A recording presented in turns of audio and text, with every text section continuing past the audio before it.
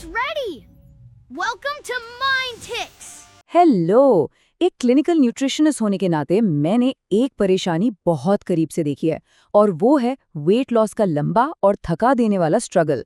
लोग घंटों जिम में पसीना बहाते हैं, कार्ब्स छोड़ देते हैं, एक एक कैलोरी गिनते हैं और फिर कुछ ही महीनों बाद वही पुरानी स्थिति। ऐसा लगता है जैसे कोई साइकिल है जो टूटने का नाम ही नहीं ले रही है।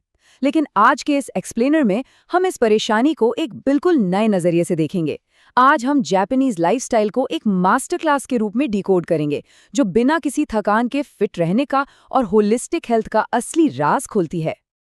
तो चलिए आज के इस क्लिनिकल कंसल्टेशन का ट्रीटमेंट प्लान जल्दी से समझ लेते हैं। हम 5 मुख्य बातों पर फोकस करेंगे। पहला, डाइट्स आखिर फेल क्यों होती हैं। दूसरा, एक हेल्दी एनवायरनमेंट डिजाइन करना। तीसरा, पोषण और शुगर का सच। चौथा, नेचुरल मूवमेंट। और आखिरी, अपने बॉडी से वापस जुड़ना। आगे बढ़ते हैं। तो शुरुआत करते हैं पहले हिस्से से। ये स्ट्रिक्ट कैलोरी काउंटिंग और मुश्किल डाइट प्लान्स अक्सर उल्टा असर क्यों दिखाते हैं? बायोलॉजिकल बैकलैश क्या है? देखिए, एक बहुत कड़ी सच्चाई सुनते हैं। 95% डाइट्स लॉन्ग टर्म में फेल हो जाती हैं। 95%। ये आंकड़ा थोड़ा हैरान करने वाला जरूर है, पर मान लीजिए इसका मतलब ये नहीं है कि लोगों में विल पावर की कमी है या लोग आलसी हैं। असल में इंसानी शरीर बायोलॉजिकली इस तरह बना है कि वो डाइट्स के खिलाफ लड़ता है। एक स्टार्वेशन मोड एक्टिवेट हो जाता है क्योंकि बॉडी को लगता है कि किसी इमरजेंसी से बचना है। पर्दे के पीछे आखिर चल क्या रहा है? ये सारा असली खेल ग्रेलिन नाम के हार्मोन का है। इसे हंगर हार्मोन भी कहते हैं। जैसे ही वेट लॉस शुरू होता है, शरीर का मेटाबॉलिज्म धीमा पड़ने लगता है और ये ग्रेलिन तेजी से बढ़ जाता है। ये एक प्योरली क्लिनिकल रियलिटी है। तो जब डाइट मेंटेन करना मुश्किल हो जाए ना, तो वो कोई नाकामी नहीं बल्कि एक नेचुरल बायोलॉजिकल रिस्पॉन्स होता है। शरीर को फिट दिखने से ज्यादा जिंदा रहने की फिक्र होती है। अब दूसरी तरफ एक और आंकड़ा देखते हैं। जापान का ओबेसिटी रेट सिर्फ 4.5% है। अमेरिका जैसे देशों के मुकाबले लगभग 10 गुना कम। और सबसे दिलचस्प बात क्या है? वहाँ लोग रोजाना चावल, नूडल्स और तरह तरह के स्नैक्स दबा के खाते हैं। बिना किसी स्टार्वेशन के इतना कम ओबेसिटी रेट मेंटेन करना वाकई किसी मेडिकल मार्वल जैसा लगता है। तो क्या उनके पास बेहतर जेनेटिक्स है या लोग घंटों जिम में रहते हैं? एकदम नहीं। सिर्फ 3% जापानीज लोगों के पास जिम मेंबरशिप होती है। ये क्लियर कर देता है कि नतीजा किसी जेनेटिक्स या इंटेंस वर्कआउट्स का नहीं है। यहाँ फोकस विल पावर या पनिशिंग रूटीन से हटकर सीधे डेली लाइफस्टाइल डिजाइन पर चला जाता है। यहाँ से आता है हमारा दूसरा पॉइंट, एक हेल्दी माहौल बनाना जहाँ विल पावर की जरूरत ही ना पड़े। इन दो अलग अलग स्कूल लंच सिस्टम्स को कंपेयर करना एक आंख खोलने वाला अनुभव है। एक तरफ प्रॉफिट कमाने वाली कंपनीज स्कूल लंचेस चला रही हैं। टेटर टॉट्स, नगेट्स मिल रहे हैं जो दिमाग को शुगर क्रेव करना सिखाते हैं। वहीं जापान में स्कूल लंचेस न्यूट्रिशनिस्ट प्लान करते हैं। खाना फ्रेश बनता है और क्लास में सब एक साथ खाते हैं। बचपन से ही सब्जियों और फिश जैसे रियल फ्लेवर्स की आदत डाल दी जाती है, जिससे आगे चलकर जंक फूड की क्रेविंग नेचुरली कम हो जाती है। सबसे ज़रूरी बात जो ध्यान रखने वाली है वो ये कि स्वाद यानी टेस्ट दरअसल बस एक आदत है, और एक न्यूट्रिशनिस्ट होने के नाते ये मेरे लिए सबसे अच्छी खबर है। इसे किसी भी उम्र में बदला जा सकता है। शुरुआत में बस हफ्ते में किसी एक प्रोसेस्ड आइटम को किसी फ्रेश नेचुरल चीज़ के साथ रिप्लेस करना होता है। धीरे धीरे पैलेट खुद ब खुद रियल फूड पसंद करने लगता है। इसे साइकोलॉजी की भाषा में एनवायरमेंटल डिज़ाइन कहते हैं। अब जापान में कन्वीनियंस स्टोर्स की तादाद 15 गुना ज़्यादा है, पर वहाँ जंक फूड की जगह सस्ते और फ्रेश राइस बोल्स और ग्रिल्ड फिश आसानी से मिल जाते हैं। माहौल इस तरह डिज़ाइन किया गया है कि अच्छा चुनाव करना एकदम आसान और ऑटोमेटिक बन जाता है। विल पावर से लड़ने के बजाय बस अपना माहौल बदलिए। तीसरे हिस्से की तरफ बढ़ते हैं। पोर्शन साइजेस और शुगर के बारे में सोचना, पैलेट को रिकैलिब्रेट करना। जापान में एक बहुत मशहूर फिलॉसफी फॉलो होती है, हारा हाचिबू।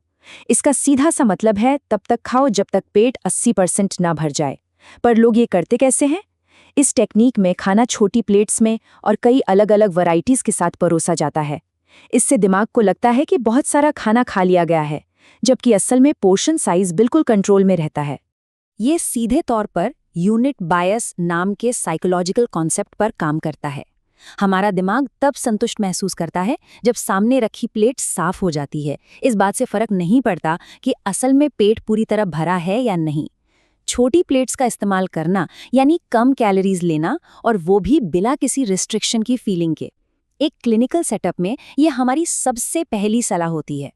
ध्यान देने वाली एक और बात यह है कि एक आम जापानी इंसान लगभग आधी मात्रा में शुगर कंज्यूम करता है। वहाँ एक स्टैंडर्ड सोडा कैन का साइज सिर्फ 150 ml होता है। उनका फोकस क्वांटिटी पर नहीं बल्कि टेस्ट और एक्सपीरियंस पर होता है। एक स्टडी बताती है कि अगर सिर्फ 2 महीने के लिए शुगर इंटेक को 40% कम कर दिया जाए तो हर चीज़ 40% ज़्यादा मीठी लगने लगती है। एक आसान सा स्वॉप जो अभी किया जा सकता है, शुगरी ड्रिंक्स को हटाकर मेटाबॉलिज्म बूस्ट करने वाली ग्रीन टी को डाइट में शामिल कीजिए।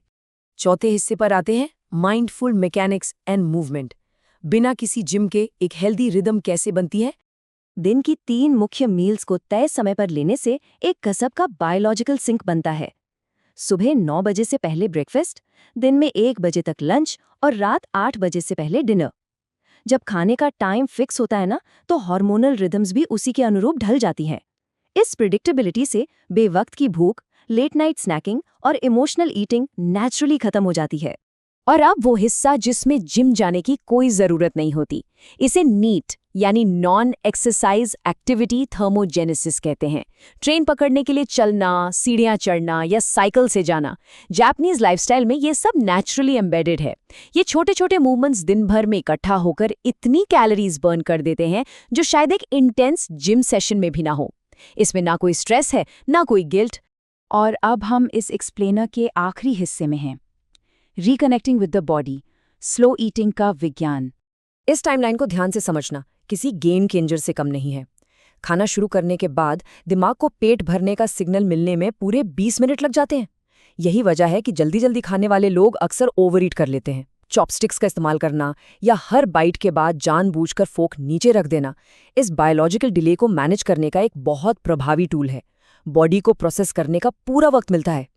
तो इन आखिरी आदतों को हम 3 सिंपल स्टेप्स में समेट सकते हैं। स्टेप 1, डिस्ट्रैक्शंस हटाना। खाते वक्त कोई फोन या मल्टीटास्किंग नहीं। स्टेप 2, बॉडी के हंगर सिग्नल्स को सुनने के लिए इंटेंशनली खाना। और स्टेप 3, खाने के वक्त को पूरे सम्मान और शांति के साथ बिताना। जब बॉडी के खिलाफ लड़ाई बंद हो जाती है और एक बैलेंस आता है, तो फिट रहना कोई स्ट्रगल नहीं, एक आसान नेचुरल स्टेट बन जाती है।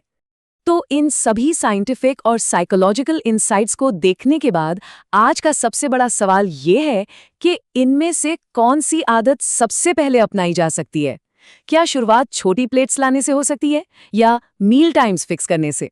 सच बताऊं तो अपने आसपास के माहौल का एक ऑडिट करना एक बेहतरीन पहला कदम हो सकता है। अगर आप ऐसी ही और डीपर साइकोलॉजिकल और क्लिनिकल इंसाइट्स चाहते हैं तो चैनल को सब्सक्राइब जरूर करें ताकि ऐसी ही फैसिनेटिंग लर्निंग का सिलसिला आगे भी चलता रहे। Thanks for watching our adventure!